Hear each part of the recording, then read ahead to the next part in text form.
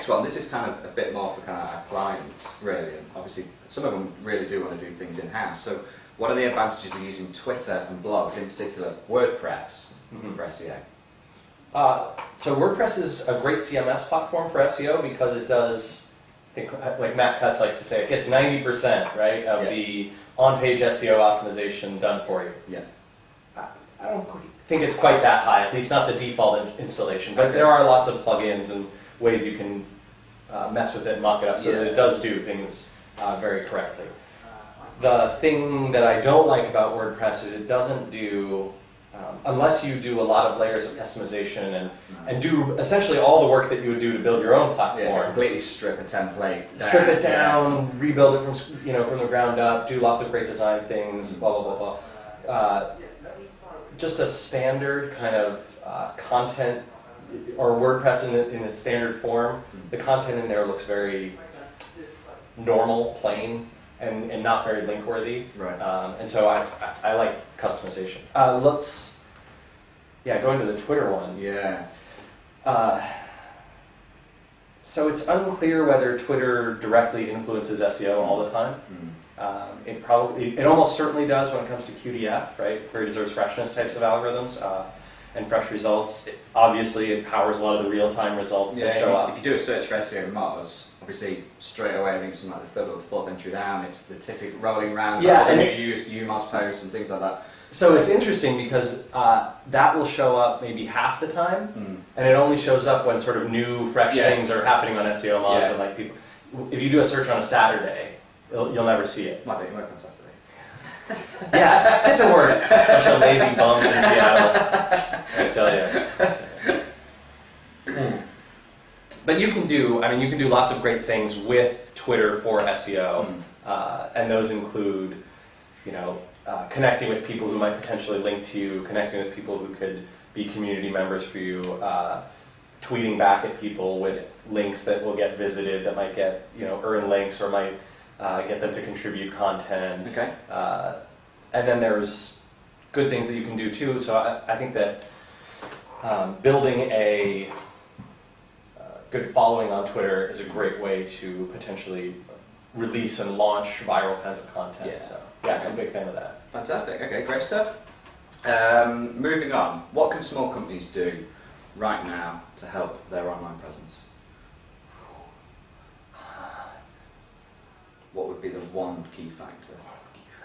Yeah.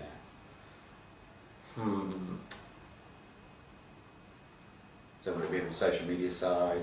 Yeah, it's a tough. I don't know that there's one that's going to be right for everybody. Chances are probably pretty good that it won't be. But if we take it down a layer, if you don't say all small businesses, but like small local businesses, I'd probably say that one of the simplest, easiest things that you can do is to have a decent web presence and register it with Google Local and to get into all the Google Maps listings. Yes. Okay. Because there's just so much search traffic around those kinds of things that happen today, and those Maps results are so dominant that being included in there can turbocharge a local business. Right. And just send you a lot more patrons.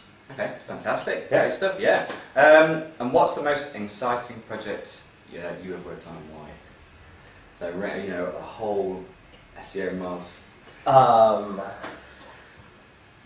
The most exciting. So, I'll definitely say that when we were developing Linkscape, we were sort of like, keeping it a secret internally and working on it for like a year. Yeah. And we'd taken venture capital money, and that was really exciting. I mean, it's just a few of us. There were 5 of us when we took VC, maybe 6 of us, and we scaled up to like 12 people pretty quickly. And I worked in a room with 2 top-notch engineer guys, Nick and Ben, and we just every day was building the web crawler to be more scalable, and what kinds of links should we value, and how do we build a good trust rank set, and what modifications should we make on the PageRank paper so that we don't infringe on the patent application, but we still get close to the what we think the current algorithm is going to be. Yeah.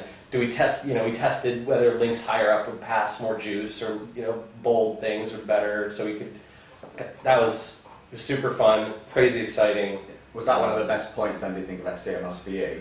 It was crazy exciting, and I mean, we get to do that a lot now. Like Yeah. we do iterations. You know, we roll out things like Open Site Explorer, and we work on the Moz bar, and we have a big launch we've been working on for like a year now. That's coming out this summer, and that's been an exciting process as well. Yeah. But I think that one was really exciting because it was the first time I'd ever been a part of anything like that.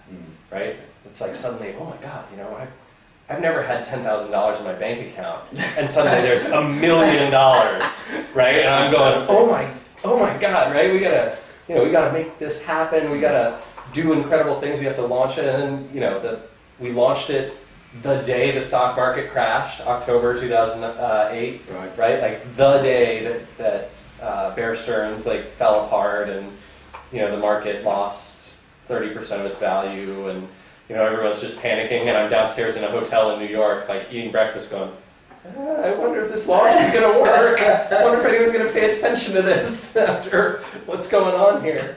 And yeah, it did work. We'd been sort of spending down, and then we were profitable again starting in December of that year. So it worked great. Great stuff. Fantastic.